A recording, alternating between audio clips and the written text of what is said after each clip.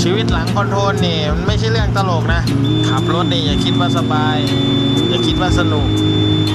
ความรับผิดชอบก็ต้องมีเขาพูดอะไรมาเนี่ยเราก็ต้องรับให้ได้ เราจะไปเถียงเขาเราก็ผิดมันกดดันหลายๆอย่าง คุณไม่ล่าสุด คนอิจฉาเราก็มีคนเกลียดที่หน้าเราก็เยอะ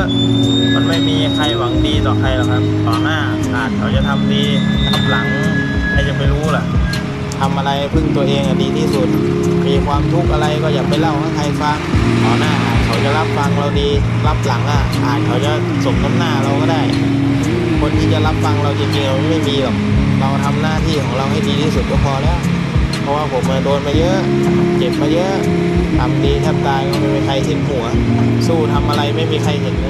ดีที่สุดอาชีพนี้ไม่มีใครหวังดีต่อใครหรอกรับหลังก็ฆ่าต่อหน้าก็ดีนี่แหละอาชีพขับรถ